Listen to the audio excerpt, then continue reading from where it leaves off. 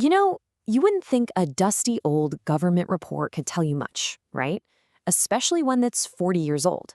Well, it turns out it can tell you a ton about the future of air travel. We're going to crack this thing open because it's like a time capsule that holds the key to a huge mystery. Why did the golden age of flying suddenly just stop? Okay, so here it is. A productivity study of Canadian air carriers. Yeah, I know, doesn't look like much, does it? But seriously, this thing is a time capsule.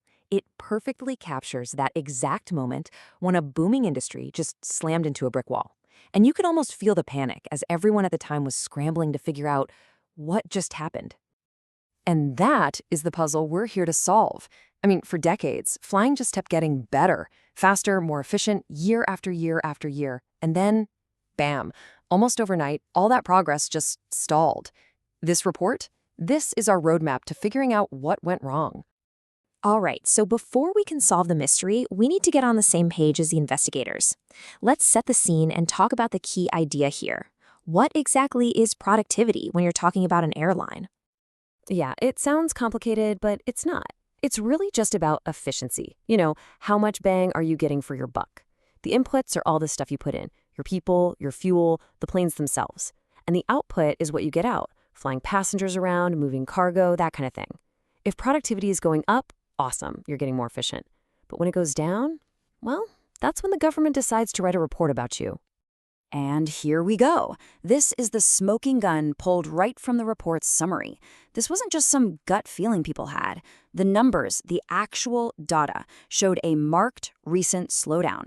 We're not talking about a little dip here. This was a huge, measurable shift that just screamed for an explanation. Honestly, this one sentence is pretty much the reason this entire report was commissioned in the first place.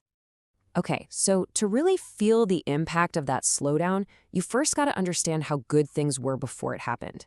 Let's jump back to what this report calls the Golden Age, 1960 to 1976. And the report is absolutely crystal clear about what drove this incredible boom. It was one thing: jets.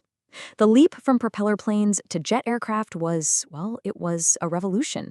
These things flew faster, they flew higher, they carried way more people. It was just a nonstop engine for massive efficiency gains year in, year out. And wow, just look at the numbers from that time. They really do speak for themselves. Check out CP Air, growing at over 5.5% every single year. That's huge.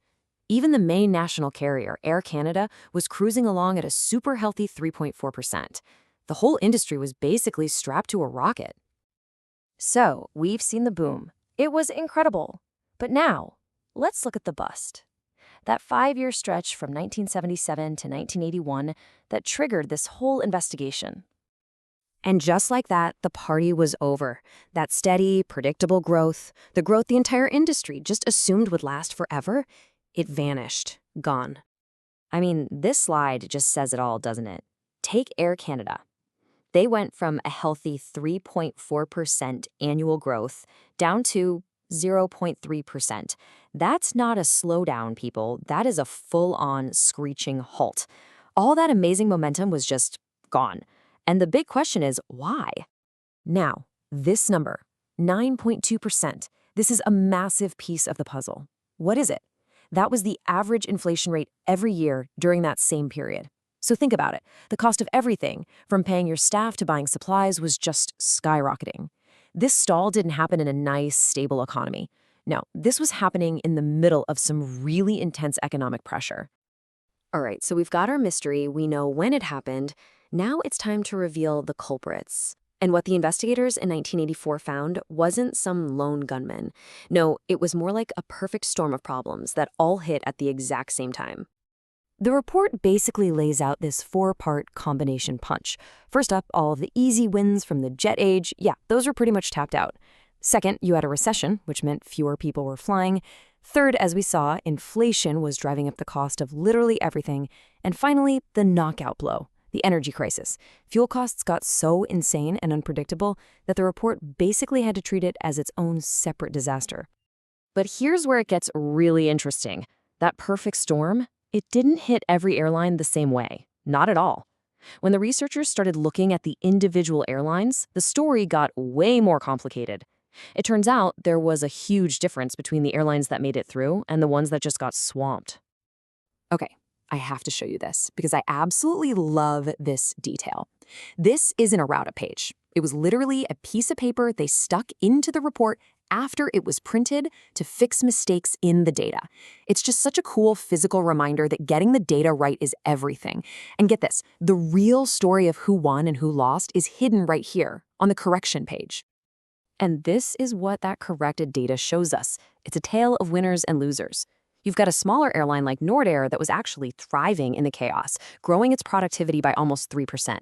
The report hints that it's because their business was more diverse. They weren't just relying on passengers, but also on stuff like cargo. But then you look at others like PWA and EPA. They were actually going backwards, getting less efficient with each passing year.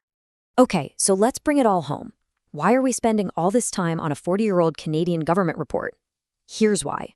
Because the problems it uncovered back then, they are the exact same fundamental challenges the airline industry is dealing with right now. Sure, the names on the planes have changed. The tech is way more advanced, but the core pressures of running an airline, it's amazing how little they've changed. Just think about it. Back then, they were dealing with the end of the jet age boom. Today, it's all about the massive shift to sustainable fuels and AI.